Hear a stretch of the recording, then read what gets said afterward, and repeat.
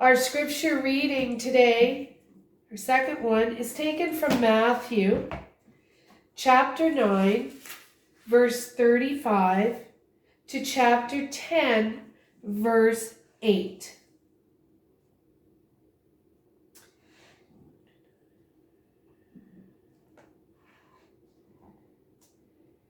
Then Jesus made a circuit of all the towns and villages.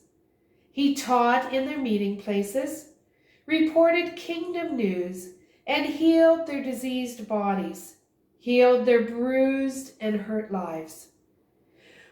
When he looked out over the crowds, his heart broke.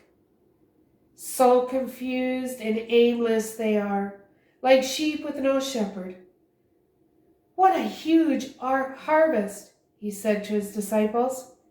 How few workers. On your knees and pray for harvest hands. The prayer was no sooner prayed than it was answered. Jesus called 12 of his followers and sent them into the ripe fields. He gave them power to kick out the evil spirits and to tenderly care for the bruised and hurt lives. This is the list of the 12 he sent. Simon, they called him Peter, Andrew, his brother, James, Zebedee's son, John, his brother, Philip, Bartholomew, Thomas, Matthew, who was the taxman, James, Thaddeus, Simon, and Judas, who we all know later turned on him. Jesus sent his 12 harvest hands out with this charge. Don't begin by traveling to some far-off place to convert unbelievers. And don't try to be dramatic by tackling some public enemy. Go to the lost, confused people right here in the neighborhood. Tell them that the kingdom is here. Bring health to the sick. Raise the dead. Touch the untouchables. Kick out the demons.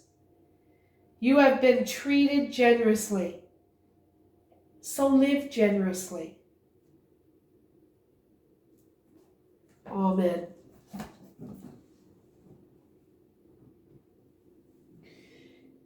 If you would like to read over the next hymn, you may do so by shutting off this video at this time and turning in your hymn books to 264, Immortal, Invisible, God Only Wise. The title of my message for this week is Help Wanted. In the reading from Matthew, Jesus makes life seem so easy.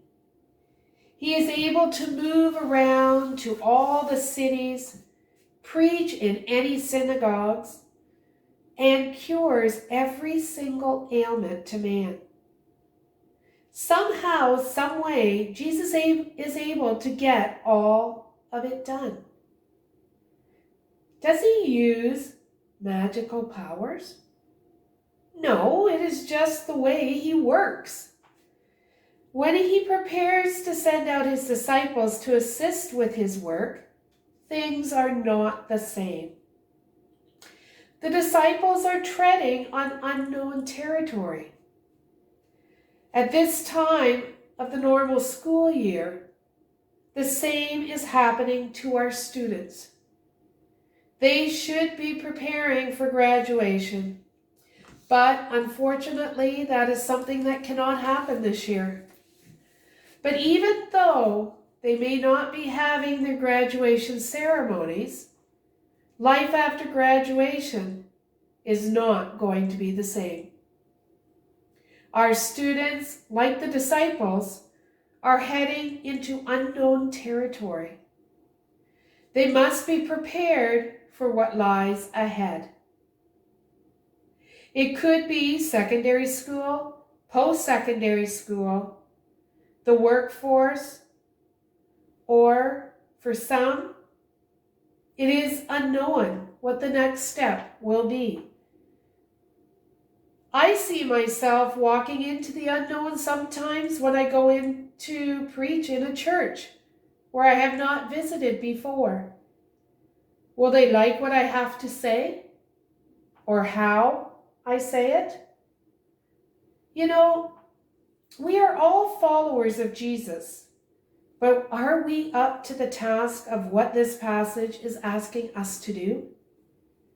There are going to be multiple occurrences of confrontations. There might even be a chance of some bodily harm. How are we supposed to succeed on this mission of life that God has put before us? Are any of you up for the job? It's a scary proposition. How can we do what Jesus did? He cured the sick, cleansed the lepers. He cast out demons. He raised the dead. I ask again, are any of you up for the job? This is what life is all about. Doing things that we never thought we would be able to do. How many of you have ever been frightened when going for a job interview? Take a moment and think back to those times when you had to interview for a job. As I tell you a story, there was this young woman who squirmed uncomfortably in the cushioned chair to which she had been directed by the receptionist. Not only was she nervous about the impending job interview, but the shuttle service, which had provided transportation from the airport to this office building, had been the worst of her life.